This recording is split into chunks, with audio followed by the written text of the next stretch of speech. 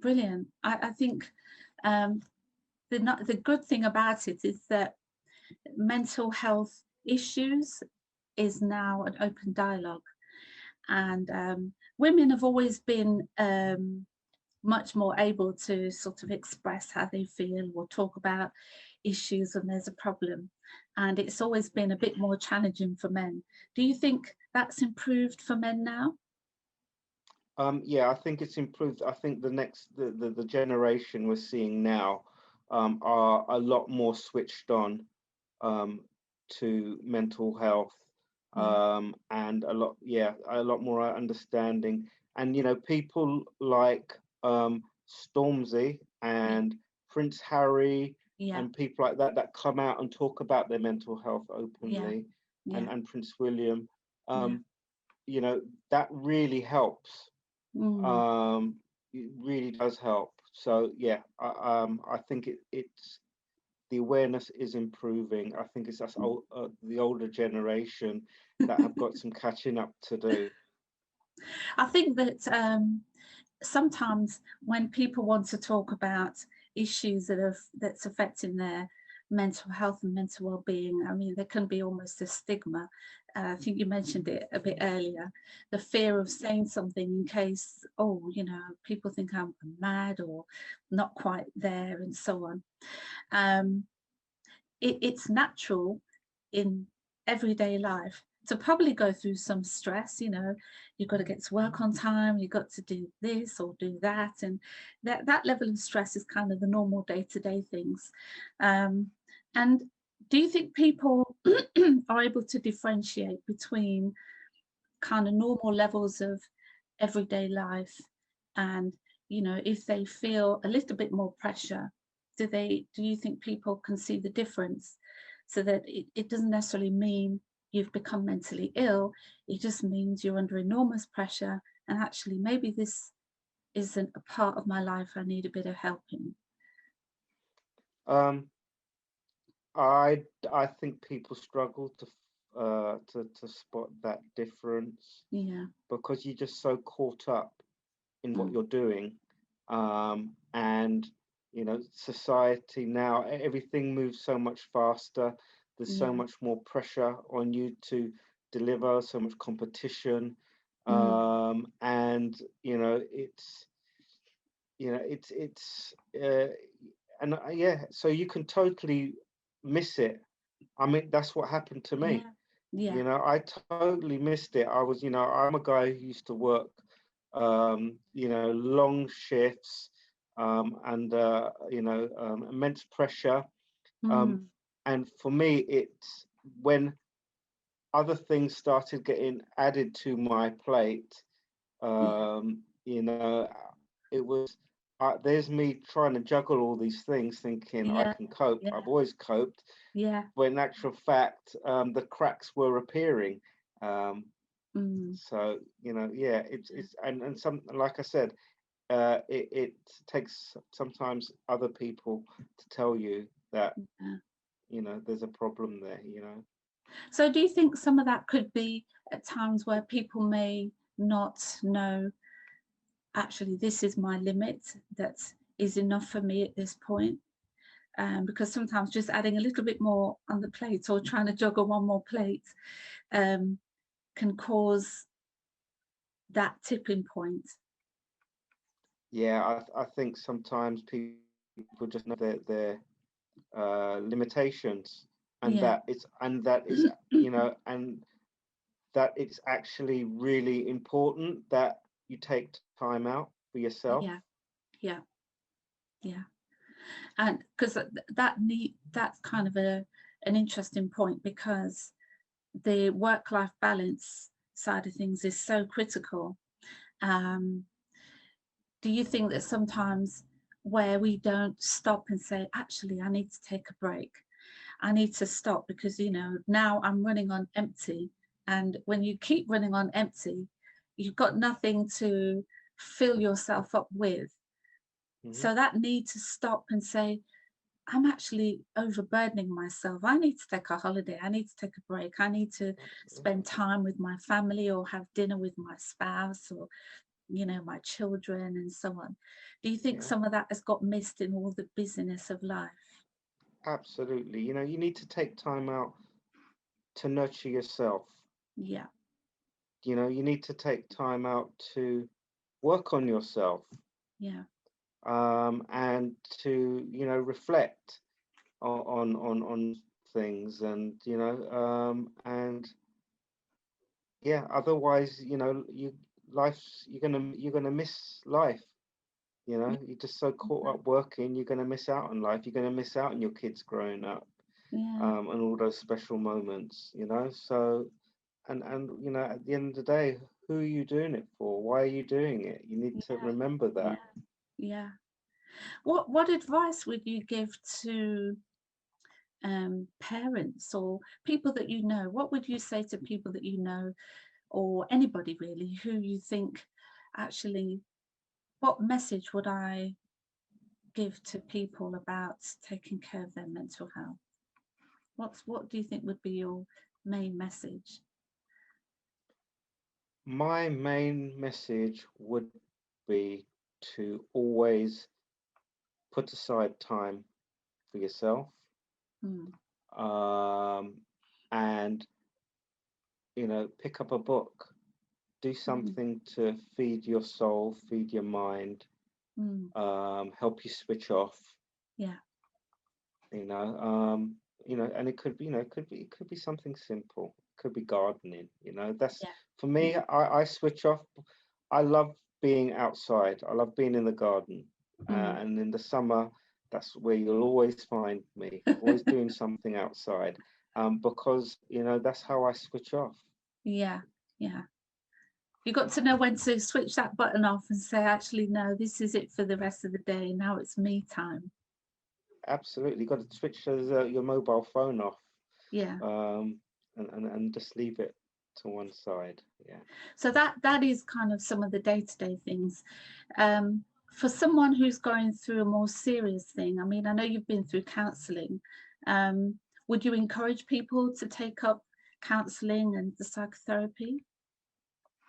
I would encourage people to, um, don't be afraid to go see a GP, Yeah, because they are there to help you.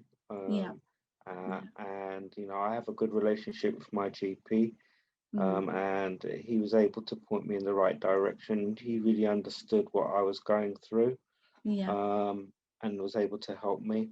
Um, that it's important to talk about your feelings, talk about what you're going through. Don't be afraid, mm, because you'll be surprised how many people are going through something yeah, similar. yeah, And it's very important to share, mm, because by yeah, sharing, you see a lot of what's going on with you in that yeah, person. yes, yeah, So just having these conversations with you now, yeah. it helps. It helps me. I'm getting a bit of therapy here. So Definitely. I yeah. think I think So this is I think this is the amazing thing that people have been afraid to talk, and therapy, counselling. Some people call it psychotherapy. Some people call it counselling, depending on what it is. Um, it's been almost hidden in the background for a long time. So I think it's really good that people are now beginning to see this as um, a good step forward, a good way forward to actually sometimes decluttering your mind, yeah. just stopping and saying, oh, um, I have an issue here. I'm struggling and it's affecting me this particular way. I need to speak to somebody. Sometimes you can't always do it with your family and friends, can you?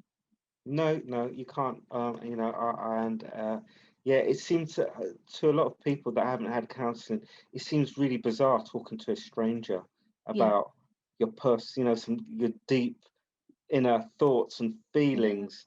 yeah. But it was, yeah, it's been good for me. And I've taken it a few steps forward in terms of, you know, I'm actually interested in some of the neuroscience Ah, behind how the brain works, yes, yes. um, Mm, because it just puts everything into place for me, and makes it Yeah, a lot yeah, easier to departmentalize yeah, things. yeah. So that's been interesting. That's the development of and knowledge of how the body works, how the brain works, how it deals with trauma is so on point these days. And it's almost taking care of your mental health and your emotional well-being is a journey of discovery, really, isn't it? And Yeah, your self-development should never stop. So the way I look at mental health is kind of put it in the remit of self development, um, and we take care of our bodies, we take care of our homes and our houses, and our material things, but somehow because it's an invisible thing, people don't always see the need to take care of that. In fact, without that, everything else can literally fall apart. absolutely. For me, it was fun because I was getting a lot of sort of physical ailments, Yeah, thinking, oh, there's something wrong with my stomach. I'm getting stomach pains, I'm getting headaches, yeah, and you'll go to the doctor and they'll do all the tests and everything, and yeah. not find anything. But actually, the problem's up here. Yes, yeah, yeah.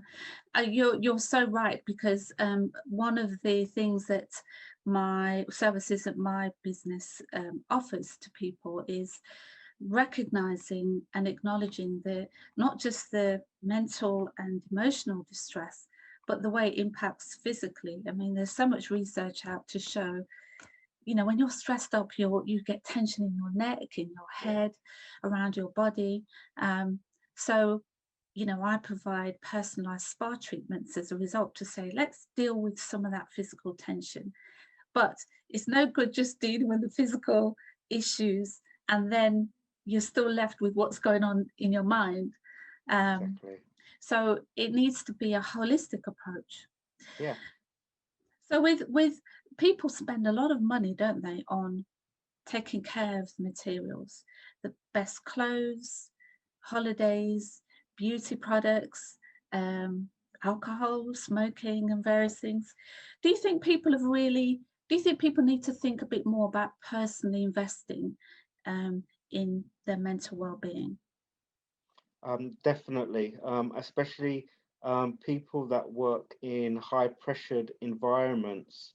It's Mm, really important that they work on that, because you have to be mentally strong and robust yeah, to deal with those pressures. And so, yeah, it's vitally important. yeah, They yeah. look after the mental well-being. And I would say for everybody, but I Yeah, completely agree, because it's so easy to kind of, personal investments isn't just spending the time, but in the same way that if I needed to join a gym, I'm paying to go and join a gym. yeah, And people are just beginning to understand the need to actually invest in themselves, because you've got one mind, one body, and it's important to take care of that. So yeah, it's interesting, those with high pressure jobs, even maybe being in a high profile position, a very public position, can be yes, immensely distressing and pressurizing. very much so. Because when you're, I suppose, if you're a politician or someone in the limelight, you do find yourself under attack, Yeah, and that's yeah, that comes part and parcel with mm, that position, and you have to be mentally prepared yeah, for that and know how to cope. Um, but taking it one step further, I think it's important that we teach young people from a very early age, mm, that we yeah, mentor them and counsel them from a very early age, because yeah, everything that they go through can affect, as we know, that they're yeah, the rest of their life. So if we can get that part right, and yeah, just get them in a habit of looking Yeah. after their mental health and showing them how it's done, Yes. it would set them straight. Yeah. Yeah. It would really, yes, schooling starts not just kind of academic study, but Yeah, learning about yourself, learning about how to cope, learning about developing resiliences and yeah, dealing with problems, because everyone's going to come across a problem as time goes on, even very young people. yeah, Um, so that issue, it's like things have happened, and suddenly now we're all aware of mental health issues. Not that it wasn't there before; it's now become acceptable to talk about. yes, You know? absolutely.